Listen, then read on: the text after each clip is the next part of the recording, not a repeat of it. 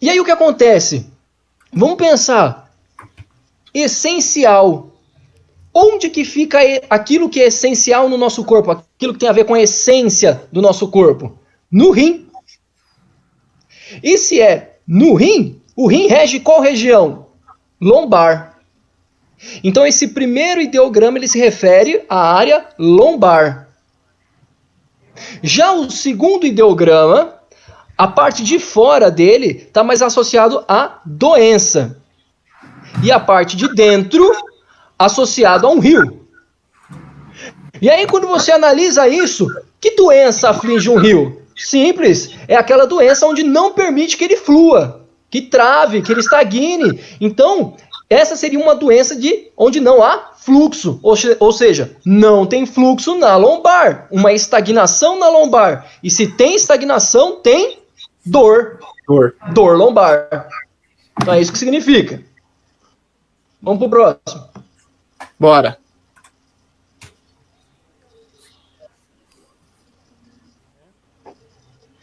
Ô Fábio, tem como eu escrever aqui no chat para deixar o livro? Tem, comenta aí. Só comentar o nome. Tem como você comentar aí? Eu acho que não tem. Joga no privado aqui, eu colo. O Fábio coloca. Isso, manda no privado isso. Só toma cuidado com o que você vai selecionar e colar no privado. Só pra... Pessoal, então o Vinícius está mandando aqui. Pode falar, Vinícius. Pronto. Aí agora o Fábio vai copiar e colar para vocês. Tá?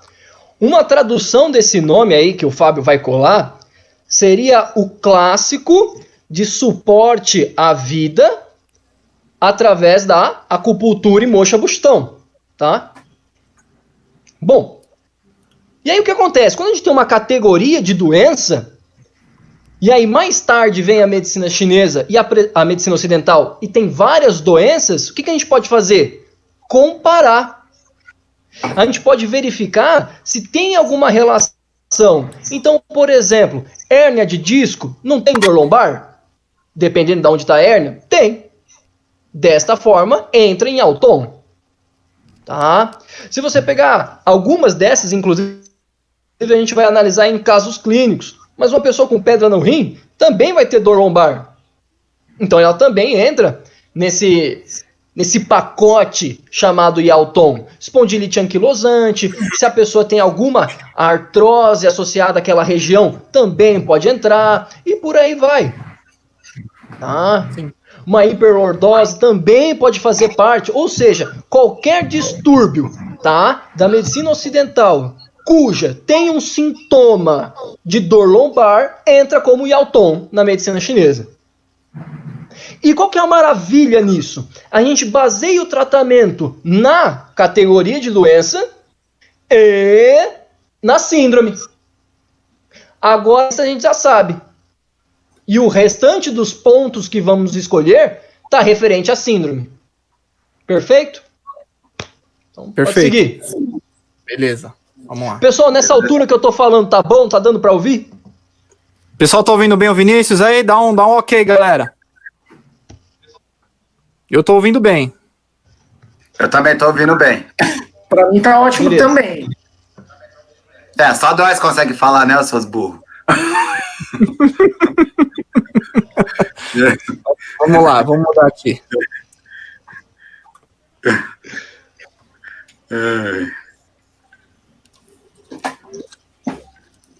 Quem vai agora, alemão? Acho que sou eu, né? Então, beleza, ótimo. Vinícius explorou os caracteres da doença e todas as possibilidades. Qual que é a proposta agora? A gente fala a respeito das metodologias utilizadas para a diferenciação de padrões. Por que isso? A doença Yalton, a dor lombar, ela pode estar relacionada a vários padrões sindrômicos. Aí existe aquela velha característica, né? Uma doença, ela pode estar relacionada a várias síndromes, a várias condições clínicas diferentes. Então, dentro do contexto doença, a gente tem que aprender a enxergar o cenário atual, a síndrome, o o corpo expressa.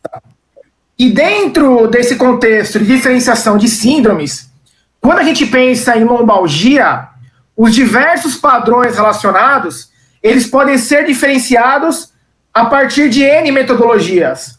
Por exemplo, a dor lombar, ela pode ser diferenciada em função da etiologia. Por exemplo, quando a gente pensa em fator etiológico, existe o que nós chamamos de fator externo, fator interno, não externo e nem interno. No que diz respeito aos fatores externos, por exemplo, a lombalgia ela pode estar relacionada à contração de vento, frio e umidade. Principalmente episódios agudos de lombalgia.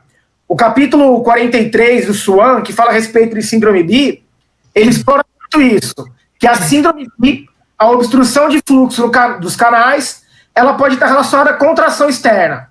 Então você contrai vento, frio, umidade. Isso causa um bloqueio, uma obstrução, e o resultado disso é dor. Tudo bem? E existem outros fatores, como, por exemplo, os fatores internos, as emoções que perturbam o livre fluxo, pode acabar comprometendo e produzindo uma sintomatologia na região lombar. Então, a gente pode diferenciar a partir de fator etiológico. Outra proposta interessante é diferenciar os padrões a partir da teoria de órgãos e vísceras. Então, por exemplo, quando a gente pensa em Zhang Fu, uma lombalgia ela pode estar intimamente relacionada, principalmente a lombalgia crônica, à deficiência de rim.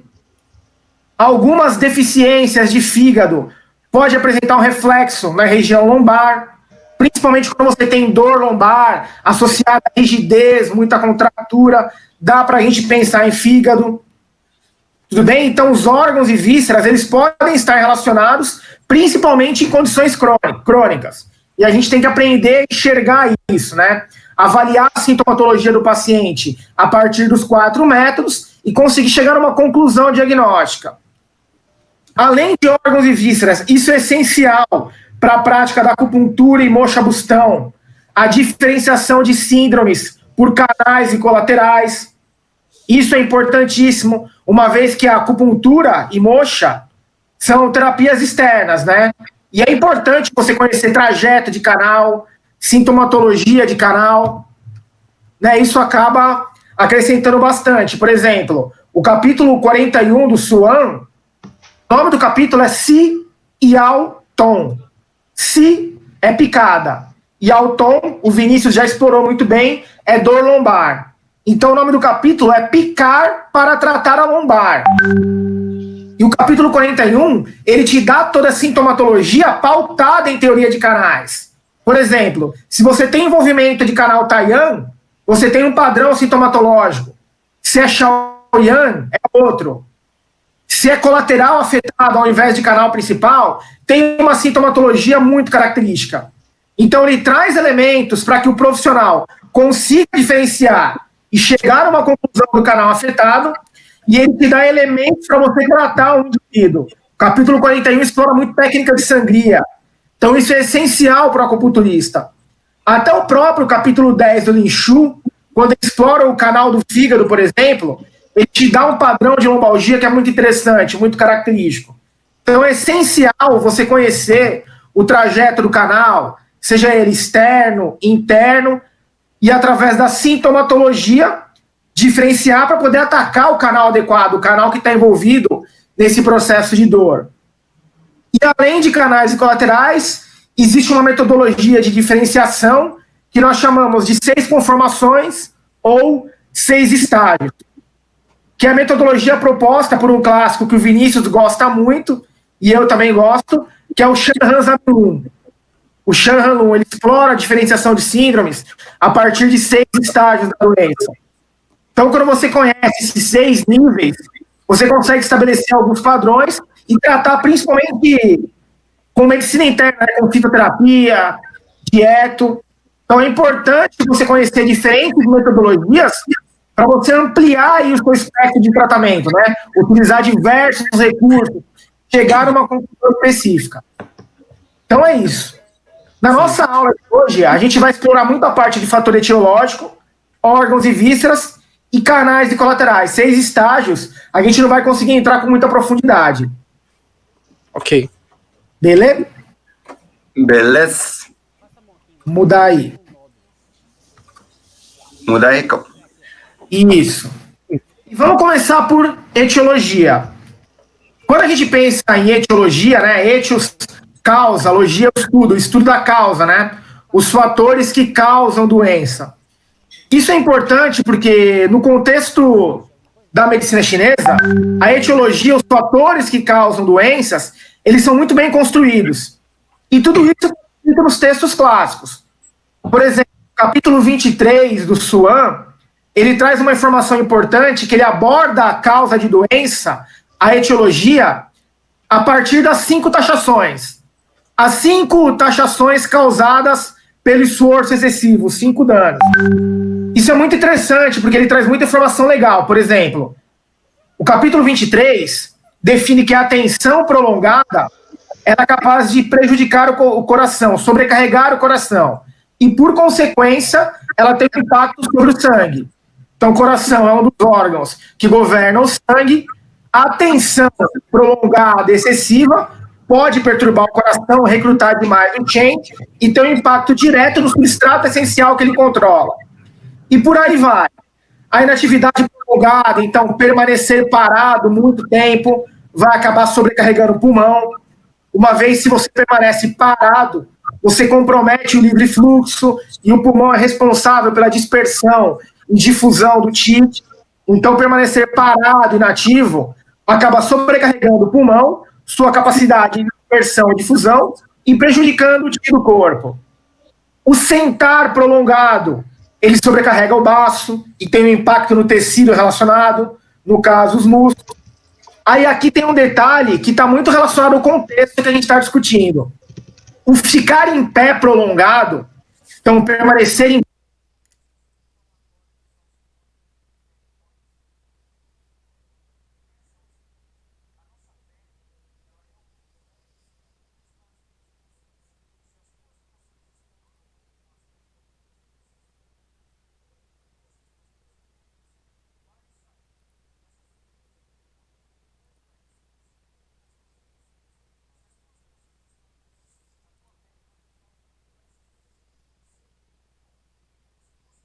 pé durante muito tempo, acaba prejudicando o rim e incapacita os ossos. Aí isso é muito importante. Já que a gente está discutindo sobre lombalgia, isso acontece no nosso cotidiano. Por exemplo, quando você trabalha durante horas, se tem uma rotina exaustiva de trabalho. Por exemplo, eu sou farmacêutico. Durante muito tempo, eu trabalhei em drogaria. Eu comecei a trabalhar com drogaria, eu tinha 16 anos. E eu trabalhei durante quase, se não me engano, foram 10 ou 11 anos, dentro de uma farmácia atrás do balcão. E uma das exigências é que eu não podia sentar, ficar em pé, atendendo paciente, atendendo cliente. Final do dia, minha lombar estava estourada. Né? Chegava em casa com aquele desconforto, aquela dor na lombar. Por quê? Permaneceu em pé durante muito tempo, recrutou demais os ossos, né, o esqueleto, e, por consequência, o rim que está relacionado, ele acaba sofrendo dentro desse contexto. Sim. Né? Uma vez que o osso tem tecido relacionado ao rim, então o rim ele acaba sofrendo. Então, ficar em pé durante um período prolongado prejudica o rim e acaba incapacitando o osso. E, por último, ele fala do exercício prolongado. E o excesso de atividade física acaba sobrecarregando o fígado e prejudicando o tecido relacionado, os tendões. Dentro do contexto da lombalgia, isso também é importante. Existem padrões de lombalgia, por exemplo, que estão relacionados à deficiência do rim do fígado. Né? Uma vez que o fígado ele é responsável pela nutrição de todos os tecidos, as estruturas que se movimentam, que possuem flexibilidade. E a lombar ela tem a sua flexibilidade natural. E atende os atributos de madeira, está relacionado ao fígado. Isso também a gente observa bastante. Por exemplo, atleta, né, quando está treinando durante horas, ou até mesmo a gente faz alguma atividade física, a lombar ela acaba sofrendo. Tudo bem? Então é importante a gente considerar esses detalhes. Sim. Então, 5 taxações causadas pelo esforço excessivo. Por que é importante a gente discutir sobre isso? Muitas vezes os quadros de lombalgia aguda ou lombalgia crônica está relacionado à ocupação do indivíduo, pode ser ocupacional, de repente o cara trabalha em pé, pode estar relacionado, sei lá, ao excesso de atividade, se o cara é um atleta de alta performance, por exemplo. E é importante considerar esses elementos, porque entra como parte do tratamento, né? Sim. Tudo bem, a gente vai utilizar recursos para tornar canais permeáveis, para resgatar a função de órgão e víscera. Mas é importante considerar isso. Não adianta nada, por exemplo, eu tratar o indivíduo, oferecer estímulo, se ele continua sofrendo em função dessas taxações. Se o cara não descansa, se o cara permanece ativo a todo momento. Então, alguns interferentes, até para melhora da resposta ao tratamento, vão muito nesse sentido, né? Sim. O paciente fazer mudanças na sua rotina, no seu cotidiano. Ô, Leandro, pegando esse gancho aí que você falou, é muito interessante, pessoal, vocês que, né, acredito que a maioria também atende aí em consultório, está estudando para isso, sempre indicar certos exercícios para o paciente fazer em casa. Isso ajuda muito no seu tratamento, né? O Vinícius, que também pratica Qigong, né, Vinícius, sabe muito bem o quanto que isso ajuda, porque analisando esse texto que foi colocado, a gente percebe o quanto está envolvida a questão estrutural, né, a questão estrutural do corpo humano, né, e os canais, eles também sofrem, né, com as contrações musculares, né, o trabalho excessivo, né, em pé, atividade física excessiva. Então, formas de regulação desse Qi, né, mudança de certos hábitos, para quem atua nessa linha, é muito importante recomendar para o paciente. Então, eu trabalho com o Sotai, né, que é uma técnica japonesa de reeducação estrutural do corpo, né. Então, é sempre bom passar certos exercícios para que eles sintam um alívio e possam também fazer algo por eles mesmos, né, porque é muito difícil mudar certos hábitos. Henrique, já que você puxou o assunto do Qigong, então vou aproveitar esse momento e passar um. Aproxima. Não, pode mas falar. Se eu mostrar o exercício, eu vou ter que levantar. Já ele na tela, o assunto Fábio. de Qigong? Destaca ele na tela, Fábio. Passar um exercício simples, que dá para passar para o paciente. Tá? Ele vai fazer exercício. Destaca o Vinícius aí. Então, um exercício que se chama respiração da coluna. É bem básico, é bem tranquilo de aprender, e tem um outro que também ajuda na coluna, que faz parte de um exercício maior, que é o Baduantin. Então vamos ver esses dois. O primeiro que eu vou passar é o do Baduantin. É um pedaço dele, são 8 exercícios e eu vou passar um, que é o mais para a coluna. Então deixa eu jogar para cá. Então o paciente vai ter que ficar alinhado, reto. Então, tá reto. Você vai virar o pescoço para lá, começa para o lado esquerdo, sempre à esquerda. Você vai virar. Quando chegar no máximo do pescoço, você vai envolver as próximas estruturas. Então você vai vir para cá, aí a próxima, e você vai deslocando vértebra por vértebra. Você vai fazendo. E aí você vai voltar uma por uma. E a mesma coisa para lá.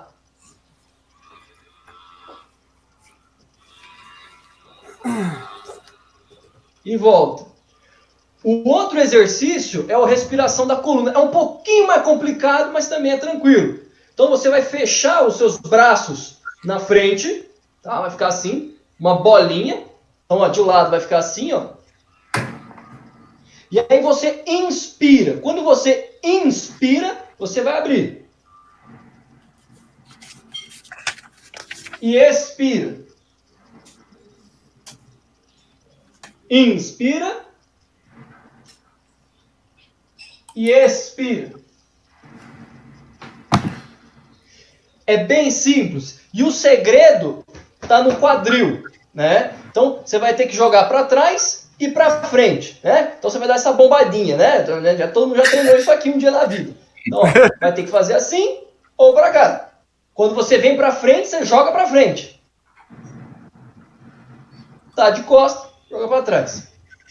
A posição das pernas é bem importante para a regulação da pressão. Os pés sempre apontando para frente, não pode estar aberto, não pode estar fechado. Sempre para frente. E os joelhos levemente flexionados.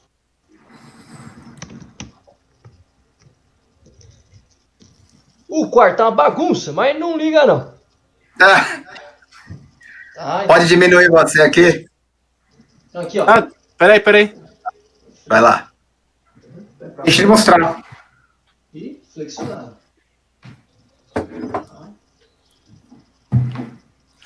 O pessoal tendo aula de Qigong até, hein? Essa live tá completaça.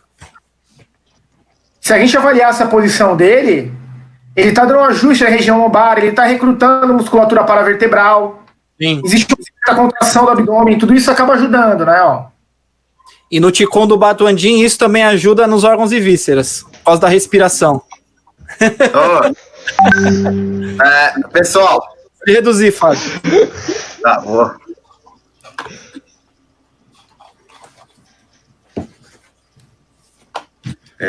O Yuri gostou do seu... feia, Fábio. O Yuri gostou do seu Mojon, Vinícius.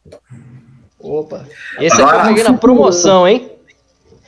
Legal mostrar, né, que o Vinícius, tem que mostrar aqui, né? O Vinícius trabalhou toda essa parte aqui, né, ó. Quem tem hérnia não pode passar do meio, tá? Não vai conseguir fazer essa hiper extensão para trás, não vai conseguir fazer. Vai antes de sentir dor. Começou a sentir dor, já tem que voltar para o movimento normal, tá? Não pode ir mais do que pode. Sempre respeitar Só, Vinícius, vai trabalhar bem essa região aqui, né, Vinícius? Sim, vai. Esse exercício, ele trabalha todos os beixus, ele trabalha toda a segunda linha do canal da bexiga, então as emoções você consegue regular. Ele trabalha o vaso governador e o vaso concepção, então ele regula o yang e o yin, fazem ele se comunicar. Então você tem muitos benefícios com esse exercício, tá? Se você quer ele só para manter a tua saúde, uma vez ao dia, reserva aí um tempinho para você fazer ele. Agora, se for para tratamento, 3 vezes ao dia. Tem casos que o paciente consegue zerar suas hérnias, tá? Volta, regenera, tá? Isso é o movimento da báscula ali do quadril. Já teve caso de recuperar o ligamento, tá? Então, muito bacana esse exercício. Bacana. Só para mostrar aqui o canal, o azulzinho é o VG, né? O vaso governador aí. E aqui o verde é o canal da bexiga, tá? Então a gente vê aqui o B23, né, ó. Ponto importantíssimo aí. Perguntaram quanto tempo. Você vai começar o exercício e no momento que você não conseguir se concentrar, você para. Não tem um tempo fixo. Não existe uma limitação. Use a sua não limitação como limitação. Essa é a maior regra do Qigong, tá? Então, fecha os seus olhos e vai. Na hora que você começar a pensar, eu tenho que estudar, eu tenho que ir não sei aonde, tem que fazer o quê? Aí você para, porque o exercício já não está tendo mais o seu propósito, tá bom? Pessoal, para quem quer ensinar esse exercício fácil para ensinar para o paciente, também tem o Liang Gun, acho que não sei quem conhece, a maioria deve conhecer aqui, né? Tem bastante vídeo no YouTube, pessoal, do Baduandim, que o Vinícius passou também.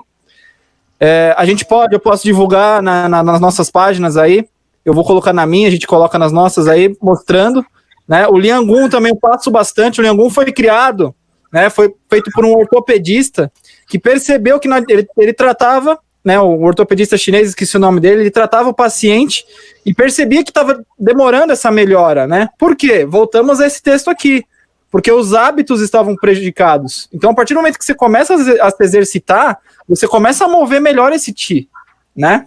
Então, é uma forma interna de você também praticar e auxilia muito no tratamento. Perfeito. Outra coisa básica que dá para passar para o paciente é até o segundo metacarpo, né? Sim. Ele pode vir aqui e ele apalpar ele mesmo, tá? Sim. Pera aí, Vinícius, que eu vou mostrar aí pra galera. Oi? O Fábio tem um recurso do segundo metacarpo. Legal. Quem conhece a acupuntura do segundo metacarpo aí, pessoal? Você tá bem youtuber, hein, Henrique? Tá. Tem que perguntar pra galera. Já ensina, pô. Tem que ensinar direto. Olha lá, então, ó. Vamos lá. Mostra. Tô chegando mais perto aqui. Dá um close bem no... Põe um pouquinho mais de lado. Pra gente poder ver o osso direitinho. Tem como tirar a pele? Deixar só o esqueleto? As falanges, o metacarpo, aí fica mais fácil. Aí. Vinícius, vai lá. Boa.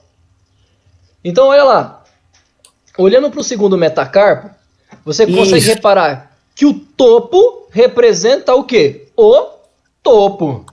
Enquanto que a parte mais baixa é a parte mais baixa. Então, é uma representação. Enquanto que o baixo é o sacro, tá? A parte mais em cima... Vai lá em cima de novo, Fábio. Isso. Essa já pode ser representada mais pela cervical, pela cabeça. Então, o que o paciente vai fazer? Ele vai deslizar o dedo dele. Agora pode voltar para mim, Fábio, rapidinho? Sim, espera aí. Ou então divide a tela, sei lá. Vai. Então, o que você vai fazer? Eu vou até desenhar aqui, ó. Vai ficar bem claro. Opa. Então, tá aqui a cabeça do osso, ó. Aí vem aqui.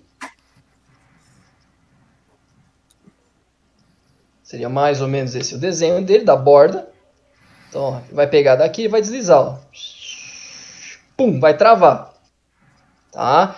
Se o paciente tem dor na lombar, vai ser mais ou menos por essa região aqui, ó, que ele vai sentir mais dor. E ele vai massagear esta região como se ele quisesse apontar para o ID3, ó, pro lado do canal do ID. Você vai fazer assim. Vai doer, não é confortável, é dolorido, principalmente para quem já está sentindo dor. Se algum de vocês tem dor na lombar, faz em vocês. Desliza o dedo, sente onde está mais sensível. Sentiu? Troca. Em vez de você pegar o dedo, que ele tem uma área de contato muito grande, isso dispersa o estímulo, você pega uma coisa que tem uma área de contato menor. Deixa eu ver aqui o que eu tenho aqui. Ah, perfeito. Então você pode pegar aqui o apalpador, pegar essa área que é menorzinha, ó. Sentiu a área de dor, vai lá e aperta, estimula. Dá para fazer até com o cabo da agulha, né, Vinícius? Dá para fazer com o cabo da agulha também. Dá para enfiar a agulha. Sim. Então, só para mostrar pro pessoal, o seguinte, então, aquecedor superior, né, aqui, ó, na cabeça, aquecedor médio e aquecedor inferior. O que a gente viu aqui? O Vinícius procurando aonde dói aqui, né, ó. A parte aqui, né, Vinícius? Sim. Vermelho aí, ó. Que eu tô fazendo. Isso. Né, Vinícius? É perto do lingu, sim. Perto do lingu. É. Então, a parte. Então, sempre aquecedor superior, aquecedor médio, aquecedor inferior. Beleza? E fora isso, né, Vinícius? A gente tem o quinto metacarpo também, que é a mesma lógica, né? Sim. Eu vou mostrar aqui para... Opa, deixa eu só... Então, o quinto metacarpo aqui, ó. A mesma lógica também. Deixa eu colocar até na mãozinha aqui, ó. Então, aquecedor... O pessoal sentindo dor já. Aquecedor superior, aquecedor médio, aquecedor inferior, mais ou menos. É a mesma lógica aqui, pessoal. Tá? Isso explica muita coisa, né, Fabão? Oi? Pegar essa região, isso explica muita coisa. Por exemplo, ID3 é um ponto interessante para o tratamento de dor cervical. E se você quinto metacarpo, ID3 ele tem correspondência com o aquecedor superior. Sim. E ponto de confluência, né, do Mai. E é bom falar que tem gente que não tem muita sensibilidade no segundo metacarpo. Aí você pode ir pro quinto. E aí talvez a resposta esteja lá. Beleza? Então, o segundo ou quinto metacarpo é fundamental. Pessoal, eu queria fazer o anúncio. Tem uma coisinha para anunciar hoje aí. Volta, beleza, Fábio. Alemão? Oi? Volta a tela. Agora? Então volta a tela, Fábio. Não, vamos segurar você. Isso? Bom, Que isso? Pera aí, só um minutinho. Colocar nós aqui. Pode pedir pro paciente. Enquanto faço estímulo, peço para o assim. paciente movimentar a área dolorida ou não. Pode pedir. Tá? Por quê? O interessante, tá, de qualquer estímulo, porque na acupuntura funciona o seguinte: você agulha uma área, vai ter uma comunicação com o cérebro. Se você dá uma comunicação com o cérebro de volta para a área afetada, você potencializa o efeito, tá? Então, você estimulou lá, pede para a pessoa mexer, você tem mais um efeito. É o que o pessoal chama de estímulo de baixo para cima e de cima para baixo. Traduzindo, né? Porque o pessoal põe o nome em inglês para ficar mais caro a técnica. Mas a ideia é o quê? Colocou a agulha, vai sair um estímulo dali, sobe para o cérebro. Depois você dá uma informação com o seu cérebro para mover a área. E aí você tem uma melhora no resultado. Ou também a pressão. Por exemplo, a pessoa está sentada. Você fez uma pressão na região lombar, por exemplo. Ela vai referir dor, certo? Você faz a inspeção do segundo metacarpo, faz o agulhamento, depois você volta a pressão no mesmo lugar. Você pode até fazer um xizinho ali. Provavelmente ela já vai sentir uma redução nessa dor, uma liberação, tá? A musculatura ela até libera, pessoal, em muitos casos. O pessoal da fisioterapia que gosta muito disso, né? Avaliar, ali, por exemplo, o paciente tem dor, tem limitação dos movimentos, não consegue fazer extensão e flexão da região lombar. Você agulha essas correspondências em microsistemas ósseos e pede para o paciente fazer uma dorsiflexão, uma dorsistensão. Se a amplitude do movimento melhora e a dor acaba diminuindo, é positivo, você está no caminho certo. Aí é importante, que a Grazi falou, de você se movimentar. Sim. Vamos lá, pessoal. Deixa eu colocar a capinha aqui para... Pessoal, aqui a gente... Vingadores, não é? Capinha, cara. DC agora? Vai aparecer a transmissão do Anonymous, né, Brasil? Anonymous. Pessoal, a gente já tem um tempo que tá conversando, tá? Porque a gente queria fazer um evento online e a gente criou, já decidimos a data, tudo, a gente criou um simpósio. A gente vai oferecer um simpósio online aí. Só que um simpósio diferente, principalmente nós 4, tá? Vai ser eu, o Alemão, o Henrique, o Vinícius. Vamos dar uma palestra, cada palestra 1h30, tá? Então o Vinícius vai pegar um caso, eu vou pegar um caso, o Henrique um caso, o Alemão um caso, um convidado especial que eu vou falar daqui a pouco. E no outro dia vai ter uma mesa redonda só para discussão de casos clínicos. Então vai ser 2 dias de simpósio. Então, um dia vão ser 5 palestras, de 1h30 cada, e no outro dia só a mesa redonda que a gente vai fazer, tá? Então, para quem está assistindo a live, a gente preparou um desconto, né, Alemão? Opa! Preparamos um desconto super especial aí, ó. A gente sabe que está no momento de pandemia, né? A gente vai fazer um preço super acessível. Você pode parcelar até 12 vezes no cartão. Então, assim, para quem está assistindo a live hoje e amanhã, né, Alemão? Hoje e amanhã. Até às 11h59 de amanhã. Às 23h59 de amanhã. O preço do simpósio. Tá muito youtuber, Henrique. O preço do simpósio, tá? O preço do simpósio com os 2 dias. A gente vai usar esse software 3D, a gente vai usar várias coisas. Vai ser no Zoom, né? Vai ser no Zoom. O preço do simpósio é R$167. Que você pode parcelar no cartão em 12 vezes. Né, pela plataforma Simpla de pagamento. Isso, pela plataforma Simpla. A gente vai passar o link aqui.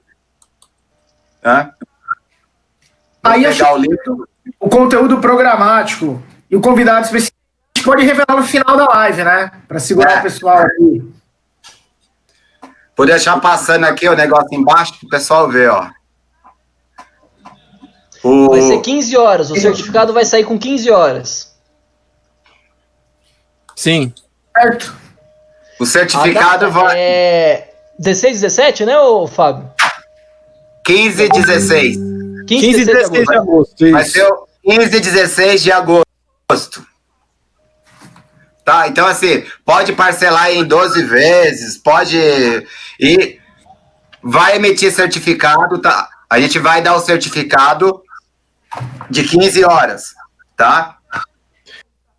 Fabão, fala do Telegram também, Fabão. A gente vai fazer o dia 15 e 16 de agosto, tá? Plataforma Zoom. Quem fizer também a inscrição, a gente vai fazer um grupo do simpósio no Telegram. Um grupo especial para quem participar. Dá pra fazer boleto? Alemão, tem a opção de boleto lá, né? Tem a opção de boleto. Gente, pra vocês tem tudo.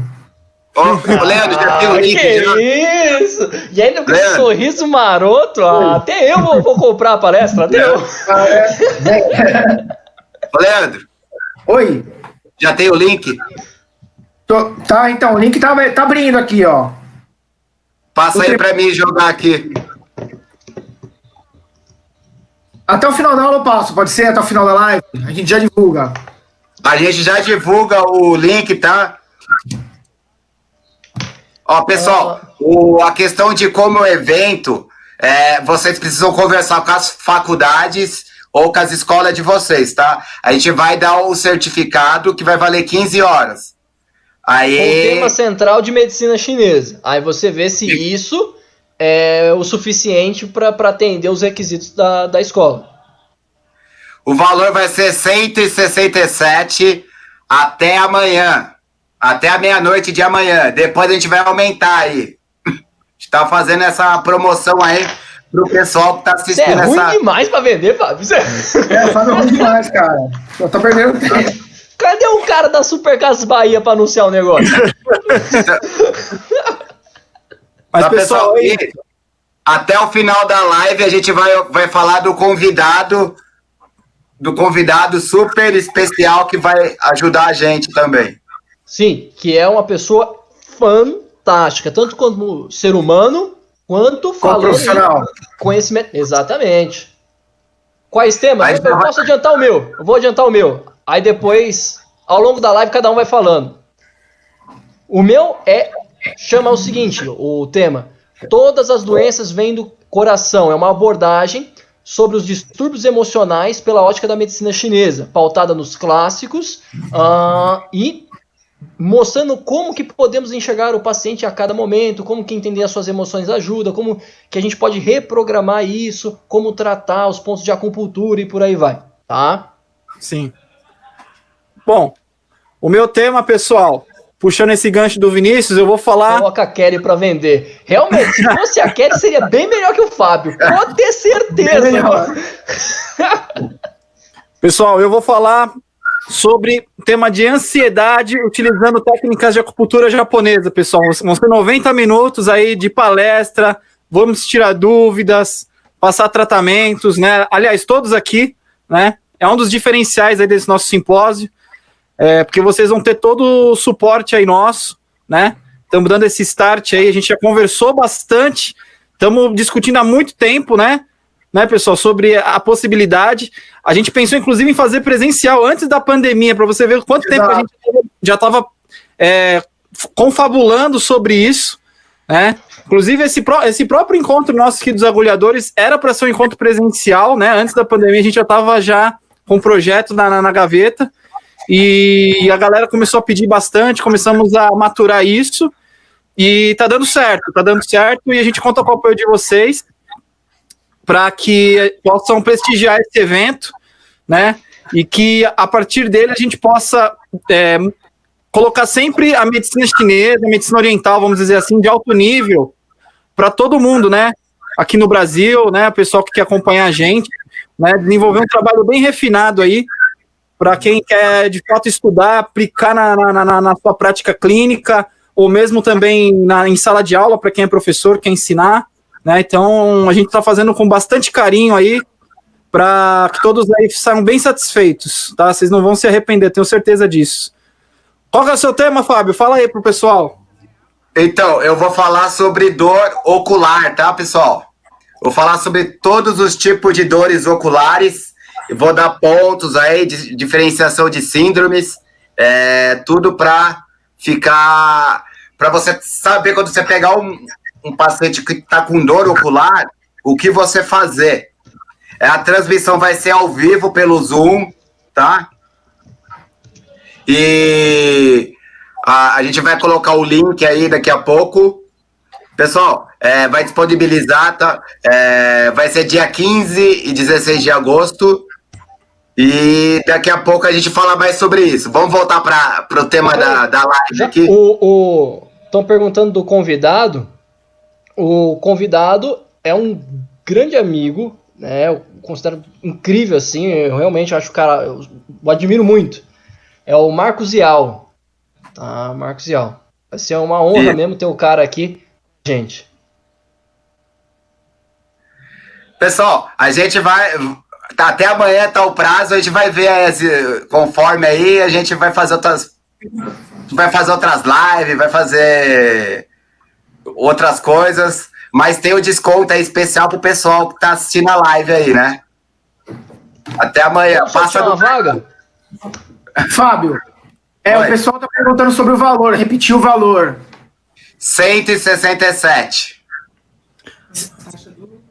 167 mais a taxa do Simpla, né? Que ela tá embutida. 167, divide em 12 vezes aí no cartão aí, ó.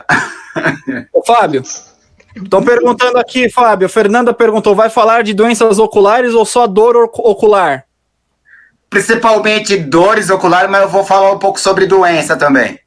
Principalmente na discussão de casos clínicos. Estão perguntando o horário. Não vai ser às 20 horas não, tá? Não. Vai começar mais cedo.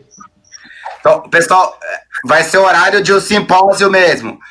Das 9 da manhã até as 17, depois das 9 a meio-dia. Então é o dia inteiro, gente. Vamos fazer o seguinte, terminando aqui a nossa live, a gente se organiza e já sobe a plataforma já. Beleza. Já joga o link aí, Fábio. Joga o link, disponibiliza. Joga o link pro pessoal. Peraí que eu não consegui abrir ainda. Já está disponível o link? Ainda não, peraí. Ó, Fábio, você falou o valor, mas tem a taxa do Simpla, né? Que você esqueceu de informar a galera. Que com a taxa do Simpla fica R$216. Parcelado, né? Isso. Parcelado e até 12 vezes. Até 12 vezes, né? Isso. Essa taxa, é porque o Simpla, a plataforma que oferece a venda do ingresso, ela coloca uma taxa junto. Uma taxa, se não me engano, de R$32. Isso está relacionado ao parcelamento, tudo. Vamos dar sequência ao vídeo, depois a gente organiza isso e disponibiliza para todo mundo. Melhor. Isso aí, pessoal. Depois a gente já manda aí o... Vamos lá, então? Beleza, vamos continuar aqui, galera.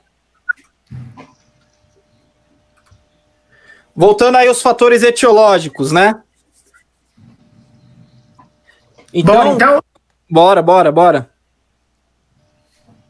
Então nós discutimos sobre as 5 taxações secundárias ao esforço excessivo.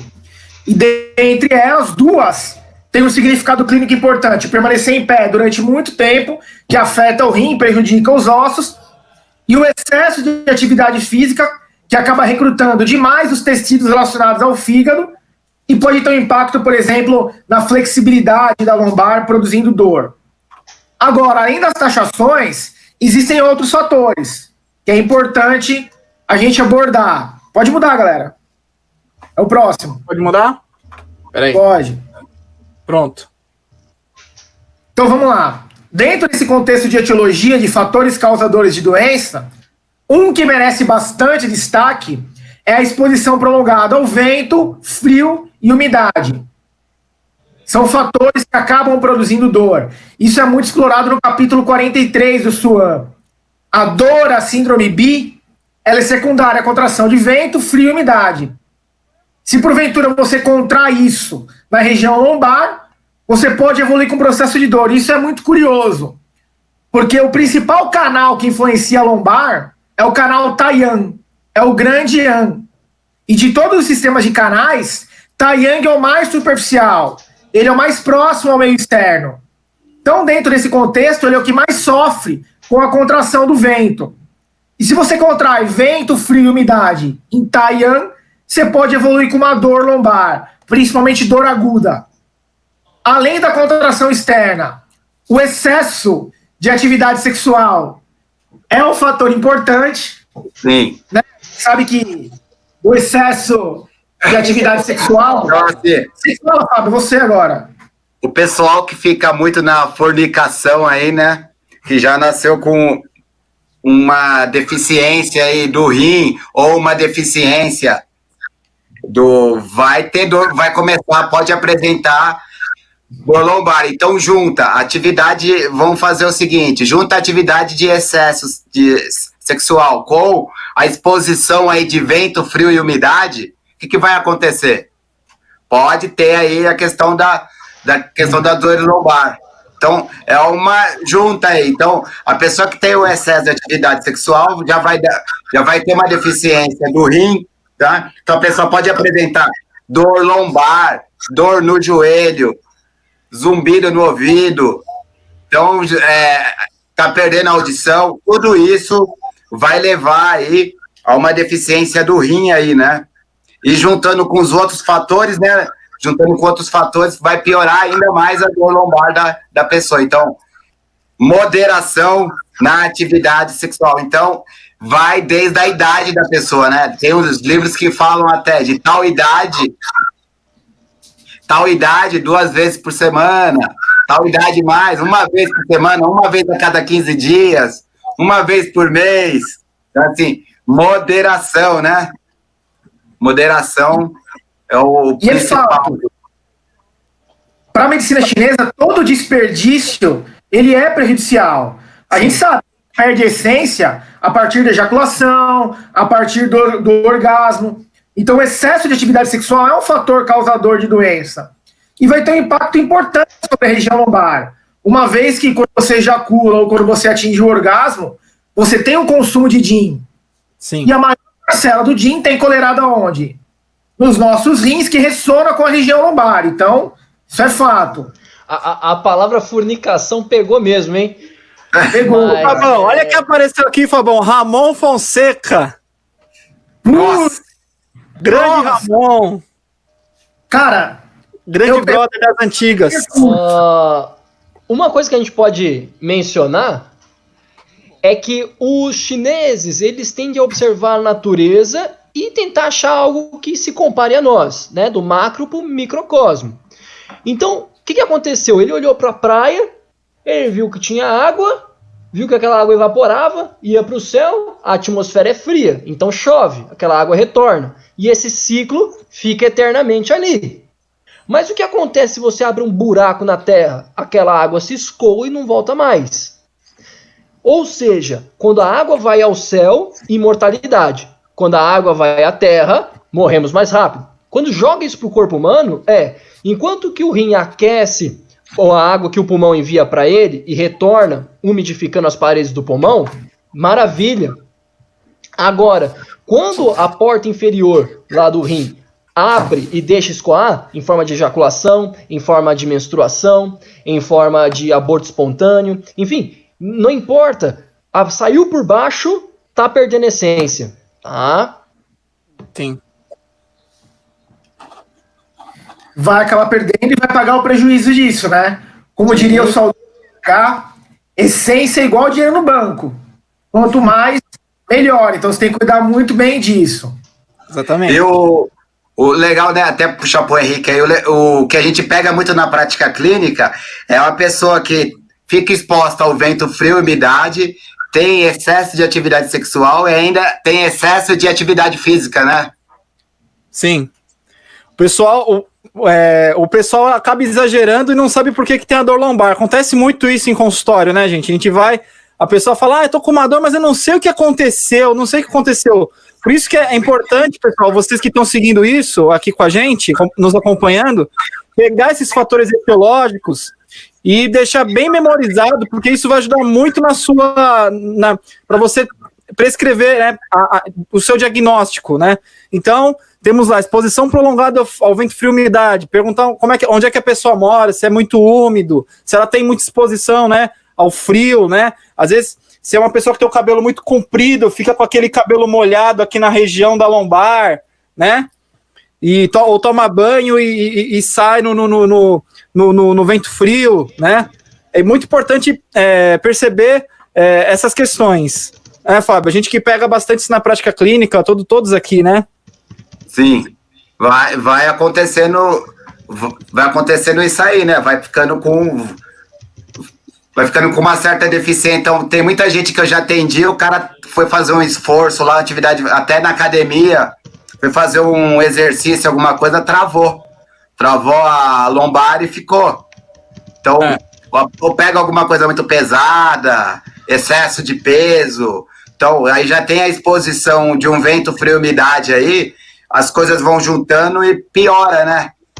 Aí pode até junta com um distúrbio aí emocional também, que a pessoa já vem de longo tempo, né? Então, ter medo, né, Vinícius? Ter medo é normal, mas a pessoa que fica tendo medo direto, o que vai enfraquecer aí? Então, o medo ele tem uma ação de descender o Qi. E enquanto que o Rin tem que se esforçar para fazer ele subir. Se você está fazendo uma força contrária, chega uma hora que cansa. Então pode desgastar ali, acabar enfraquecendo um pouco o rim. Mas outras emoções também podem prejudicar. Se você pensar que a tristeza consome o Qi, e aí, por exemplo, o pulmão fica com deficiência de Qi, o rim vai olhar para aquilo e vai falar, meu Deus, eu sendo o órgão mais solidário, preciso ajudar o pulmão. E aí ele vai lá e tenta fornecer energia pro pulmão, não funciona e ele também fica cansado, ele também fica deficiente. E aí as dores lombares podem aparecer. Tá? As emoções de modo geral, então, por exemplo, preocupação. A preocupação estagna o Qi. Estagnação se resulta em dor. Então, as emoções de um modo geral, elas desorganizam a relação do Qi no nosso corpo. E ao você alterar o fluxo de Qi, certamente você também pode alterar a saúde do paciente. Veja, se você sente uma alegria saudável, né? Aquela alegria boa, que você se sente relaxado, que você sente que encontrou o seu lugar, a tendência do Qi fluir mais relaxadamente. Então isso suaviza o fluxo de Qi e sangue no corpo. Por isso que rir é o melhor remédio, não é verdade? Quando a gente pensa em raiva, por exemplo, tensão, a gente aprende que a raiva ela acende o Qi. Ela joga todo o fluxo para a superfície. Sim. O figadão, que é responsável pela organização do livre fluxo, ele acaba sofrendo dentro do contexto. E quando o Qi do fígado começa a sofrer, você tem a redução da flexibilidade, a contratura, né, dos tecidos. Aí pode produzir dor. Então a emoção aí é o universo dentro desse contexto, né?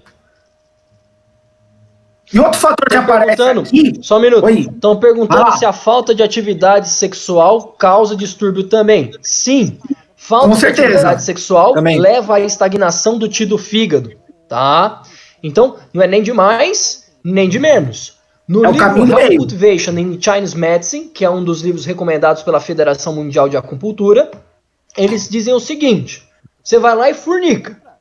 Ficou cansado? Para. Não ficou cansado, ficou mais disposto, nossa, maneiro, né? Dá mais uma. Ficou cansado? Para. Não ficou? Pode ir mais uma. E aí vai. Tem uns que faz como cálculo, que nem o Fábio apontou ali, mas já não é mais esse livro que a federação recomenda. Esse cálculo funciona assim: se a pessoa tem de 10 a 19 anos, você pega o primeiro número da dezena, 1 vezes 1, que dá 1. Então pode fornicar uma vez ao dia. Agora, a pessoa tem de 20 a 29 anos. Pega a primeira dezena. 2 vezes 2, 4. Uma vez a cada 4 dias. E vai piorando. Quando for de 30 a 39, 3 vezes 3, 9. Uma bimbadinha a cada 9 dias. E por aí vai. Tá? Eu sou mais drástico. Eu peço para multiplicar por 5. Ô, Leandro, você tem que respeitar isso, né? Uma por mês. Uma vez a cada 25 dias. Basta casar. Ô, Leandro. Oi. Olha só o privado aí pra gente continuar. Ah, claro.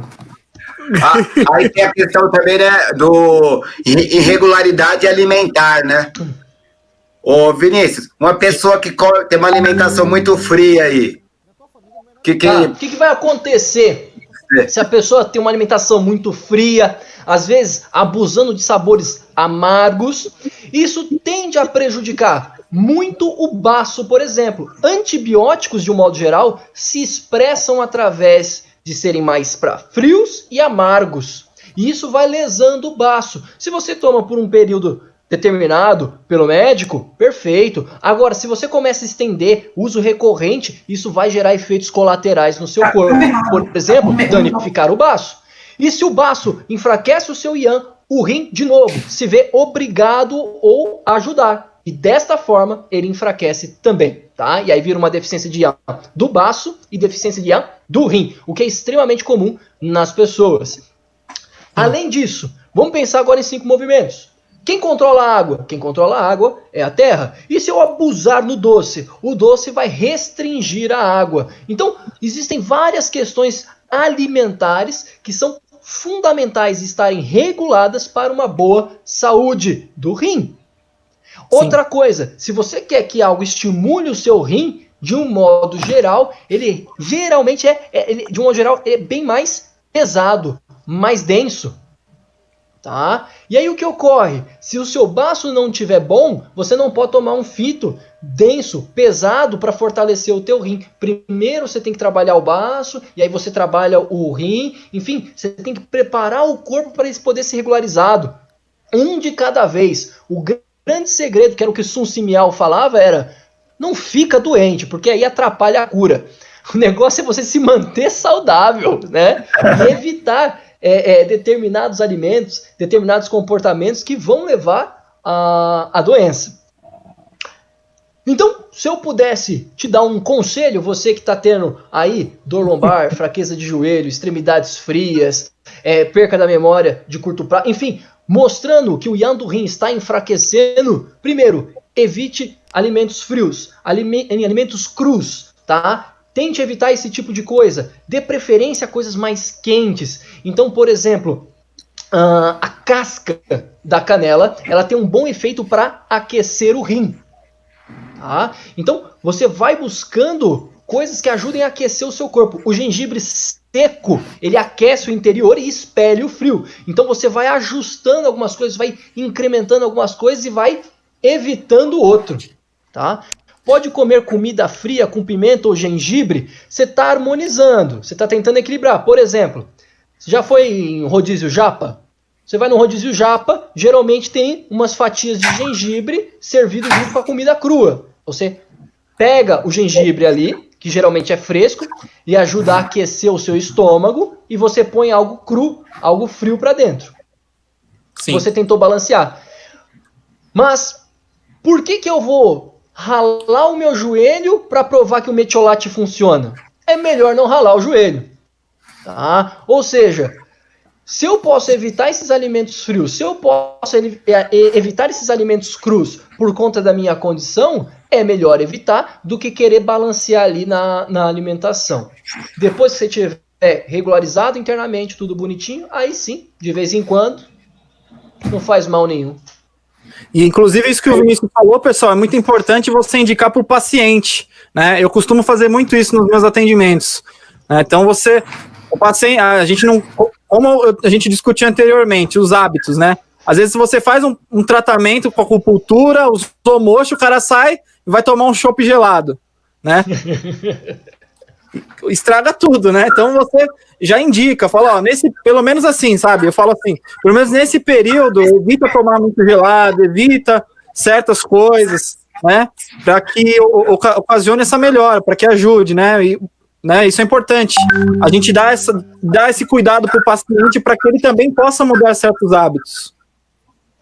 O frio, no geral, ele é ruim, né? Ele é contra a vida. A vida é isso. A gente tem que tomar muito cuidado com isso. Principalmente quando o paciente tem uma doença muito crônica.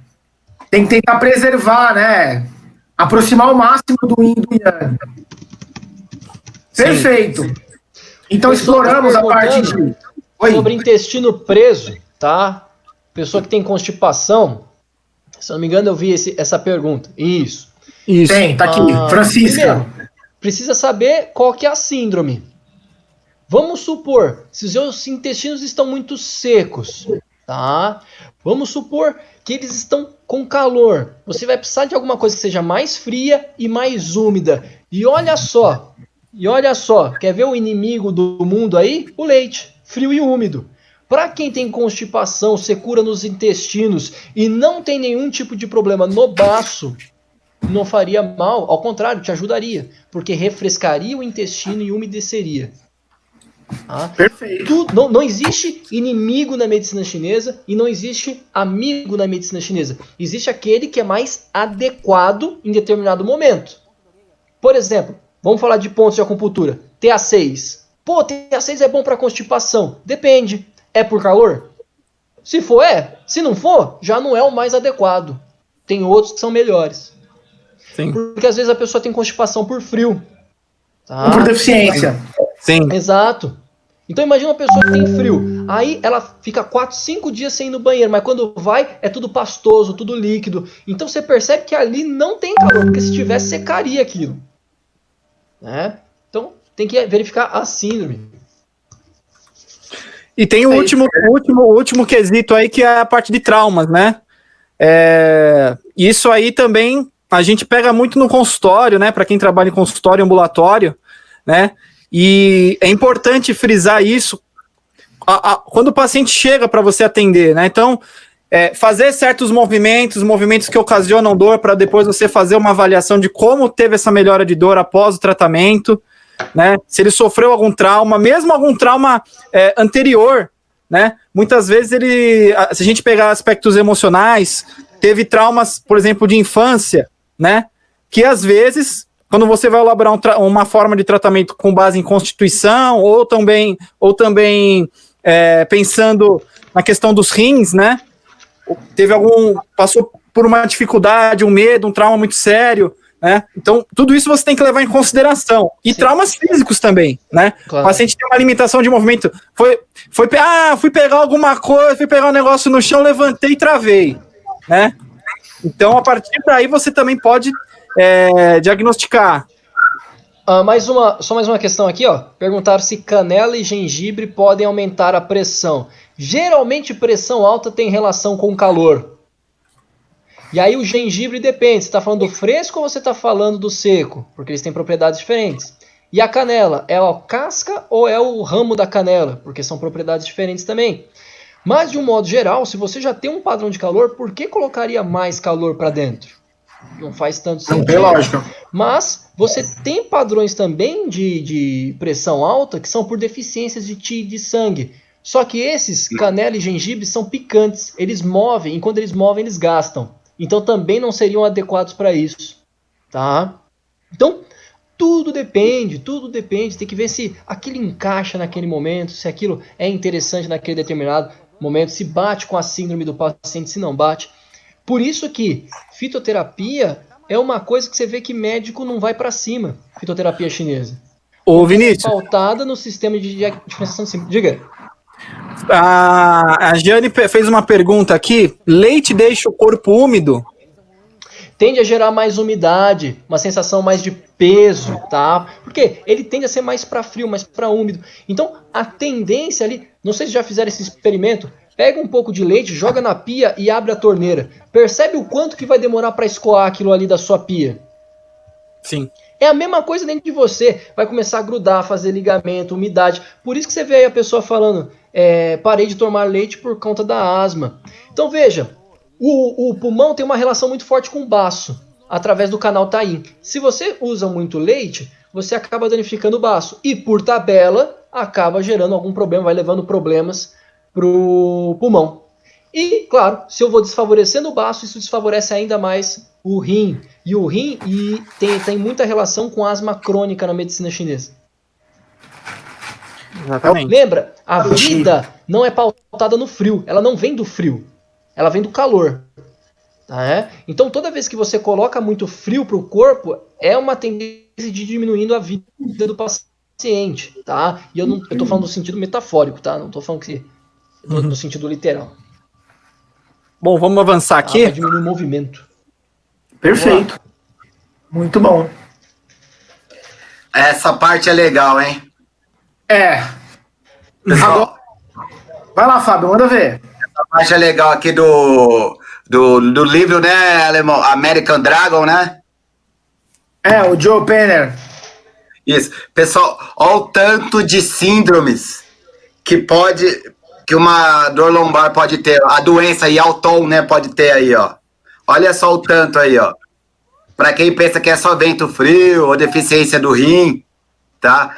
Então, olha, vento frio, deficiência do Ti, Taiyang Yang Ming, resfriado, joelhinho, vento calor, vento umidade, síndrome B, fixa ou dolorosa, vento frio com umidade com deficiência de sangue, síndrome B migratória, mucosidade obstruindo o pulmão, deficiência do Yang do rim, deficiência do Yin do pulmão.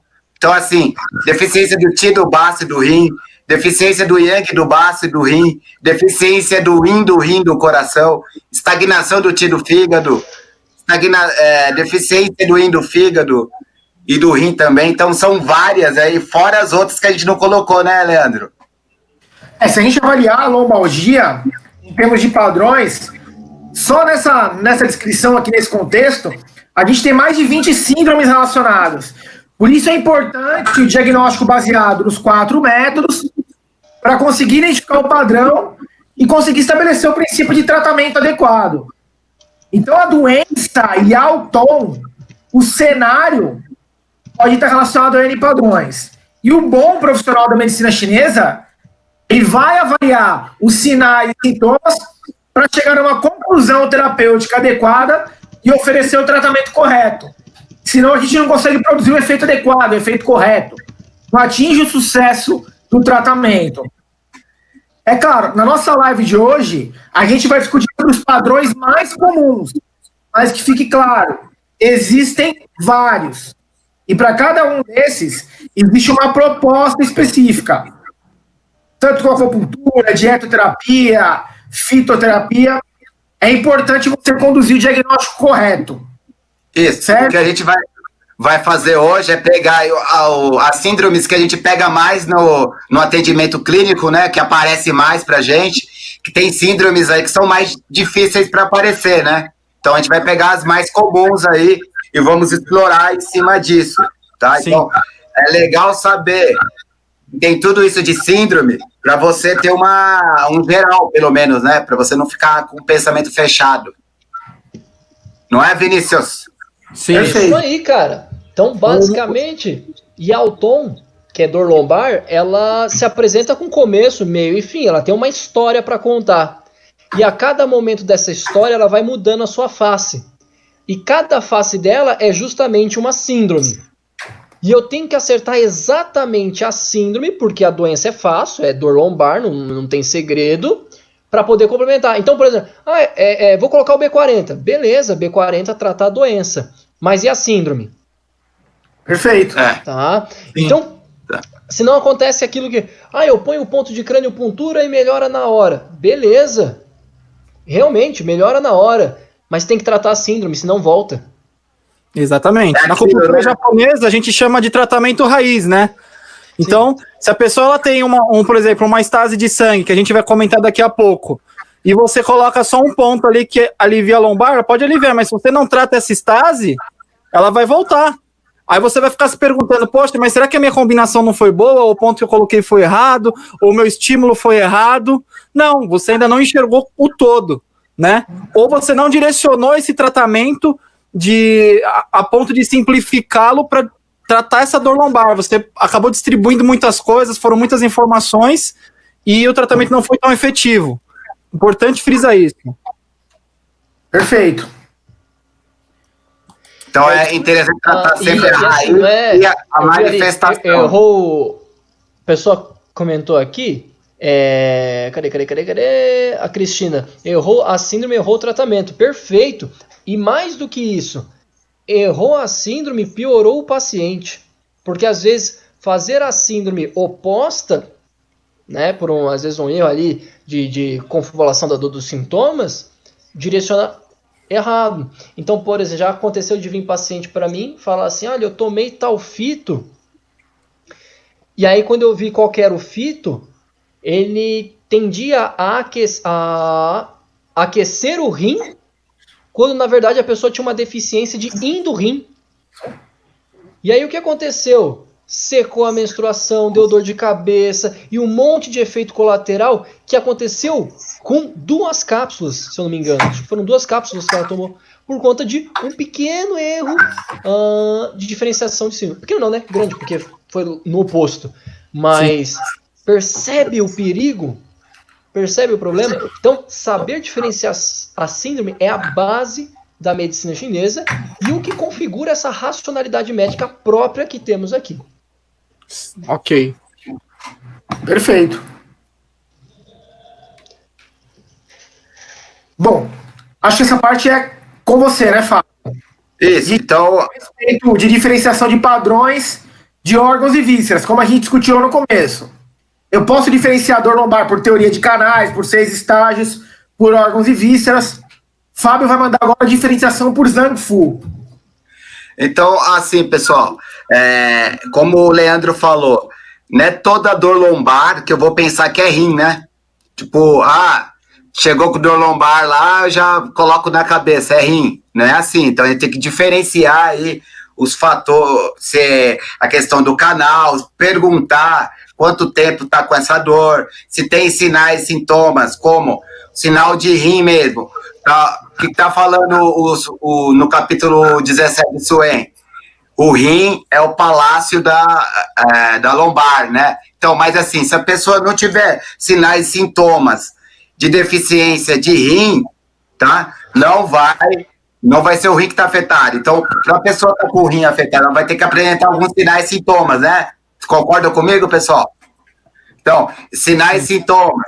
Então, pode apresentar um pulso deficiente, principalmente no aquecedor inferior. Então, você pega o pulso da pessoa, vai estar bem fraco lá na posição do rim. Você pode ver a língua lá no aquecedor inferior pode ter uma deficiência também, pode estar com uma saburra mais branca, a língua pode ser inchada. Aí eu vou começar a perguntar o que remete ao rim aí. O rim, vou perguntar se a pessoa tem os ossos fracos, como é que estão os dentes, se a pessoa tem muito medo, tá? Como que está a força de vontade da pessoa, se ela tem as extremidades frias, se piora com frio, piora com calor. Então, eu preciso saber aí para determinar também se é uma deficiência do yang do rim ou uma deficiência do yin do rim, né? Sempre eu falo para as pessoas, para essa questão do rim, sempre olhar o tornozelo, né? A gente sabe que a maioria dos pontos do rim tem bastante pontos do rim que tá no tornozelo ali. Então, ver o R3 ali, se ele é magrinho, fininho, ou se tá inchado ali o tornozelo, para ver se tem uma deficiência de yin ou uma deficiência de yang, para mim tirar os padrões aí, né? Tentar saber se é uma deficiência de yin ou uma deficiência de yang. Se a deficiência de yin, provavelmente o paciente vai apresentar secura, boca seca, tá? Se é uma deficiência de yang, ele pode ter aversão ao frio, vai ser um pouquinho mais inchado. Então, são dores, características diferentes, né? Então, isso mais ou menos que eu quis a gente saber aí quando o rim está envolvido aí. Beleza, Alemão? Beleza. Perfeito. E quando a gente pensa em órgãos e vísceras, a gente tem que determinar a profundidade da alteração, né? Por exemplo, quando é mais exterior, quando é mais agudo, doença nova, a gente pensa em canais e colaterais, tendinomusculares, né? Estruturas mais superficiais. Agora, quando entra a Zhang Fu dentro do contexto, a doença tem uma tendência a ser mais crônica. Então, por exemplo, é uma racionalidade. Eu sempre abordo isso quando eu falo a respeito do diagnóstico. O paciente tem uma lombalgia, começou ontem, é agudo, provavelmente é uma doença de origem externa. Agora, se o quadro é crônico, está instalado há muito tempo, a doença é branda, a sintomatologia é branda, e vai consumindo os pacientes aos poucos, a gente pensa em um quadro mais interior. Tudo que é interior remete a órgãos e vísceras. Então é importante. Isso que você falou é essencial. Nos textos clássicos, existem várias passagens que relacionam o rim à região lombar. Então, durante o diagnóstico, acaba sendo tendencioso, né? Lombalgia é rim, não. Nem sempre. Nem sempre. Normalmente, as lombalgias que se apresentam instaladas há muito tempo são mais crônicas e os demais atributos relacionados ao rim, como você falou, a força de vontade, a audição, acabam se expressando, acabam se tornando alterados, a gente pensa em rim. Agora, caso contrário, não tem sintomatologia de rim, a gente tem que buscar outros elementos. Pode ser canal afetado, pode ser outro órgão. Isso é importantíssimo. A gente sabe que o rim ele tem uma ressonância importante. Ele está muito relacionado. É um dos padrões mais comuns, só que pode ser outra coisa. Pode ser outra coisa. A gente tem uma tendência, né, a querer fazer o tratamento só local, igual o Leandro falou. Olhou, já olha lá para a região lombar, já quer. A gente vê um monte de foto, o cara coloca todo o kit de ventosas dele na lombar, para tratar. E às vezes isso é perigoso, né? Conforme foi o que o Vinícius elencou. A gente está analisando uma deficiência, um excesso, é necessário ou não. É aí que a gente fala desse refinamento do tratamento. Muitas vezes com poucas agulhas, um tratamento distal, talvez, você consegue um resultado excelente, né? E o paciente, ele, vamos falar assim, ele sofre menos, né? Então, ficar bastante atento a isso, né? Porque, pelo que a gente está falando aqui, né? A questão da palpação, por exemplo, você vai fazer a palpação do paciente, né? Para quem é massoterapeuta, fisioterapeuta, trabalha com terapia manual, dor à pressão, você faz aquela pressão na região lombar, o cara já grita de dor, você já caracteriza como um excesso. Agora, se você faz uma pressão e o paciente fala, nossa, aliviou quando você aperta, a famosa dor gostosa, isso pode caracterizar o quê? Uma deficiência, né? A gente fala dor gostosa para quem é do shiatsu aí, né? Que é uma pressão constante aí. Então, também serve como ferramenta diagnóstica. A palpação dos pontos mu, por exemplo, você vai fazer a palpação do ponto mu do rim, no caso, né? Se ele está estralando, isso é um sinal, tá? Entrar com 8 princípios aí, né? Sim, Então, fazer o diagnóstico do 8 princípios para ver se é um excesso, uma deficiência, se está mais interior, exterior. Tem muita aquela dor lombar, né, Vinícius? Que a pessoa sente uma punhalada, né? Isso. Então, ela é fixa. Uma vez eu estava em Santos, e aí falaram que tinha um paciente travado que precisava de alguém para atender, tava dando aula lá. Aí eu pensei assim, pô, vamos lá, né, vamos ver o que é e tal. Acabei indo lá. Quando eu cheguei, o cara já estava deitado, já fazia 2, 3 dias, ele bem sobrepeso, para não dizer obeso, tá? Ele foi abaixar para pegar uma caixa e travou. Você encostava nele, doía muito. Característica de excesso. Dor lombar com característica de excesso. E aí ele tinha aquela dor enfacada, em torção. Olhei para o vaso, para a língua dele, pedi para ele levantar os vasos sublinguais arroxeados. Tá? Ali estava claro que tinha uma estase de sangue. E sabe qual é a vantagem? Dor por excesso é muito tranquilo de tratar. É mais tranquilo que uma dor por deficiência. Sim. O resultado é muito mais evidente. É aquela coisa que você faz no paciente e fala assim, uou! O cara sente a melhora na hora.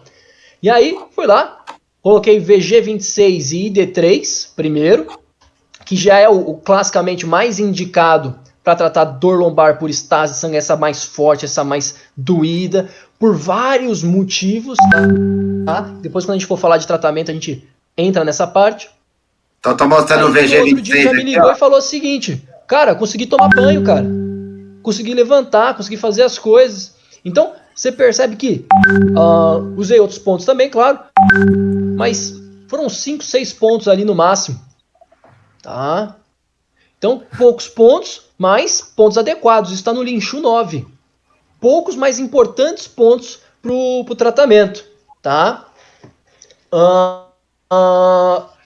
E aí, o Fábio vai mostrar o canal e tá? Depois, quando a gente for entrar na parte de diferenciação de síndrome do rim, aí eu continuo, tá? Mas vou colocar aqui, ó, já. Tá. Pode pôr, Vinícius? Espera aí que o Fábio tá mostrando aí o... Vou mostrar aqui, eu já vou colocar aí. Mostra aí, Fábio.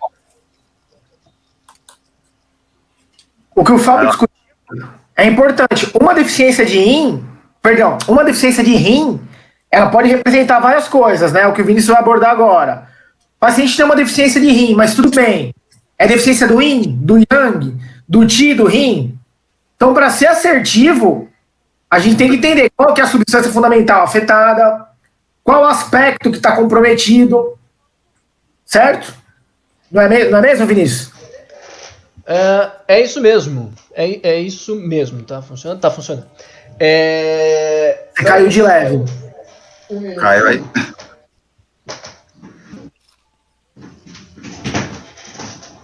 Sai daí, acho. Aí, peguei. Perguntaram aqui como bateria aqui. Tornozelo na deficiência do yin. É seco? A Graça perguntou. Mais afinado? Mais afinado, foi o que o Fábio falou. A inspeção do tornozelo para o tratamento de lombalgia é importante. Na região do tornozelo, você tem vários canais que influenciam a região lombar. Bexiga, rim. Então, por exemplo, se o paciente tem o tornozelo muito fino, né, tem a canela fina igual a minha, normalmente tem padrões de deficiência. Aí o princípio de tratamento é fortalecimento do rim. É mais ou menos isso. Sim. Vai lá, Vinícius. Então, primeira coisa é a gente saber que existem padrões gerais. Então, deficiência de Ti é uma deficiência de Ti, não importa onde. Você tem sinais e sintomas específicos e comuns de uma deficiência de Ti que são iguais para qualquer uma. Não importa se está no baço, se está no rim, se está no coração, se está... Enfim, é igual para todo mundo. Que são aversão ao vento. Por quê? Se meu Ti está fraco, o meu Ei-Ti está fraco. Então a capacidade de me proteger dos agentes externos é menor. Então aquela pessoa que toma uma pancada de vento, começa a dor de garganta, começa uma dor de cabeça, já se sente mal, já se sente indisposta com isso. É aquele aluno que entra na sala de aula e fala: ah não, desliga o ventilador, não quero estar aqui não. Então, já denota ali uma deficiência de Ti. O paciente que fala, me coloca em qualquer lugar, menos perto do ventilador, tá te dando essa pista. Aí você tem, que ele tem falta de vontade de falar, a voz mais baixa, cansaço ao curto esforço. Tá? Então você pede para a pessoa subir as escadas, quando sobe tá botando os bofos para fora. Tá? Você vai ter um paciente aí com transpiração espontânea, porque o Ei-Ti já não regula o abre e fecha dos poros. Você vai ter uma pessoa que tem a respiração mais superficial, porque o Yuan-Ti está comprometido. Tá? E por aí vai.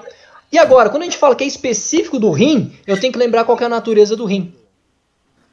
A natureza do rim é uma natureza que se assemelha ao do inverno, que é uma natureza de armazenamento. Então, imagine que isso aqui estivesse no inverno, ia congelar tudo em volta e ia ficar armazenado. E um rim doente é um rim que não armazena mais.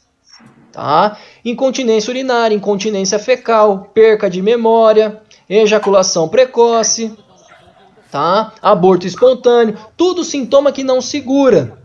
E é claro, o nosso assunto principal tem relação com o fato do rim ressoar na lombar. Então o paciente tem dor lombar, tem fraqueza no joelho, pode ter zumbido de ouvido. E se for uma deficiência de Yang, professor? Simples. O que é uma deficiência de Yang? Nada mais é do que uma superdeficiência de Ti. É um agravamento da deficiência de Ti. Os sinais e sintomas de base são muito similares.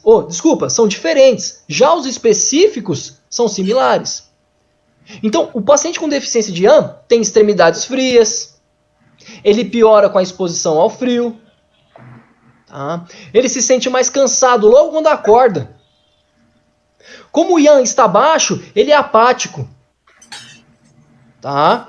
Então, ele apresenta essas características. Não sente muita sede, a urina é clara e abundante. Se não for, o paciente começa a inchar. Então, se teve a pergunta da deficiência de Yin em relação ao tornozelo, que já foi respondida, na deficiência de Yang, o tornozelo estaria inchado.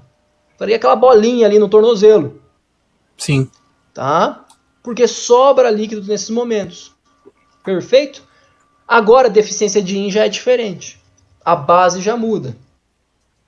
O Yin diminuiu, o Yang fica em evidência. Calor dos 5 palmos, transpiração noturna, insônia, rubor malar.